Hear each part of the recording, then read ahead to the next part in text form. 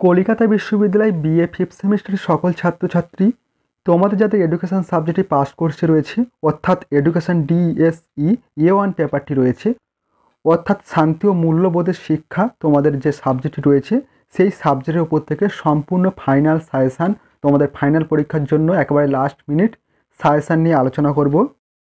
যে প্রশ্নগুলি তোমাদের পরীক্ষার খাতায় আসার সম্ভাবনা খুবই রয়েছে, তাই বলবো সম্পূর্ণ ভিডিওটি তোমরা দেখবে এবং অবশ্যই এই ভিডিওটি তোমাদের বন্ধুদের কাছে শেয়ার করে দিও। তোমরা অনেকে কমেন্ট করেছিলে এই সাবজেক্টের উপর থেকে ফাইনাল সাজেশান নিয়ে আলোচনা করার জন্য, তাই তোমাদের রিকোয়েস্টে তোমাদের জন্য আজকের এই ভিডিওটি খুবই গুরুত্বপূর্ণ হতে চলেছে।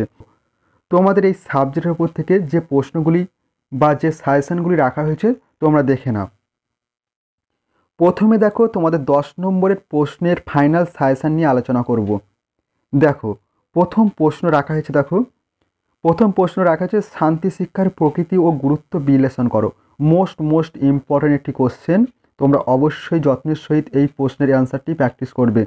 এবং দ্বিতীয় কোশ্চেন রাখা হয়েছে বিদ্যালয়কে একটি আদর্শ শান্তির ক্ষেত্র হিসেবে গড়ে তুলতে কি ব্যবস্থা গ্রহণ করতে হবে এ প্রসঙ্গে শিক্ষকের ভূমিকা আলোচনা করো। ভেরি ইম্পর্ট্যান্ট একটি কোশ্চেন। এবং 3 নম্বর কোশ্চেন মূল্যবোধ শিক্ষার লক্ষ্যগুলি বিবৃতি করো। এ প্রসঙ্গে কিভাবে লক্ষ্যগুলি বাস্তবায়িত করা সম্ভব তা নির্দেশ করো।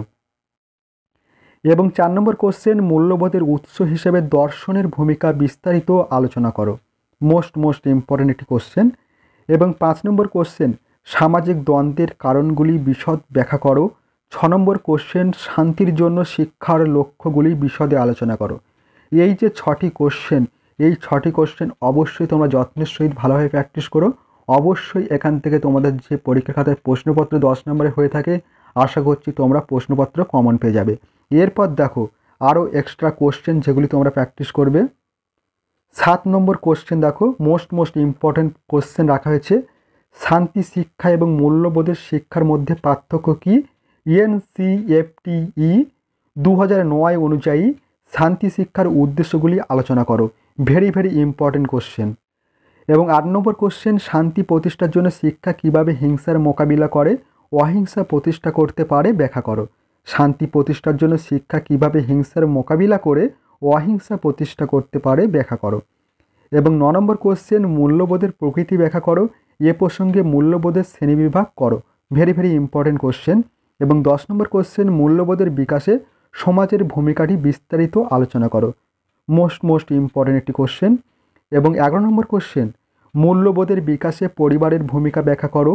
এবং 12 নম্বর কোশ্চেন দ্বন্দ্ব নিরসনের লক্ষ্য ও উদ্দেশ্যগুলি কী, মূল্যবোধের শিক্ষা কিভাবে দ্বন্দ্ব নিরসনের সাহায্য করতে পারে। এবং 13 নম্বর কোশ্চেন শান্তি শিক্ষার প্রকৃতি ও পরিধি আলোচনা করো। এই যে 10 নম্বরে 13টি কোশ্চেন আলোচনা করা হলো, অবশ্যই তোমরা এই 13টি কোশ্চেন এখন থেকে ভালোভাবে প্র্যাকটিস করো। অবশ্যই তোমরা উপকৃত হবে এবং তোমাদের পরীক্ষার বেশি বাকি নেই, তাই বলবো এখন থেকে তোমরা পড়াশুনো শুরু করে দাও। অবশ্যই পরীক্ষার খাতায় এই প্রশ্নপত্রগুলি তোমরা কমন পেয়ে যাবে। এরপর দেখো তোমাদের বেশ কিছু 5 নম্বর টিকা কোশ্চেন আসে। টিকার জন্য তোমাদের মাত্র 3টি কোশ্চেন রাখা হয়েছে। 1 নম্বর দেখো দ্বন্দ্বের বৈশিষ্ট্য, 2 নম্বর মূল্যবোধ বিকাশে বিদ্যালয়ের ভূমিকা এবং 3 নম্বর গান্ধীজির অহিংসা নীতি। এর মধ্যে যে কোনো একটি টিকা প্রশ্ন তোমাদের পরীক্ষার খাতায় আসবে। এই ছিল তোমাদের সম্পূর্ণ সাজেশনটি। অবশ্যই তোমরা যত্নের সহিত এই প্রশ্নগুলি ভালোভাবে প্র্যাকটিস করো। প্রশ্নের অ্যান্সারগুলি অবশ্যই তোমরা উপকৃত হবে এবং এই প্রশ্নপত্রগুলি তোমাদের পরীক্ষার খাতায় কমন পেয়ে যাবে। ভিডিওটি আজ এই পর্যন্ত। ভিডিওটি ভালো লেগে থাকলে অবশ্যই ভিডিওটিতে একটি লাইক প্রদান করো এবং চ্যানেলে নতুন হয়ে থাকলে অবশ্যই তোমরা চ্যানেলটি সাবস্ক্রাইব করে রেখো এই ধরনের গুরুত্বপূর্ণ ভিডিও আরও পাওয়ার জন্য।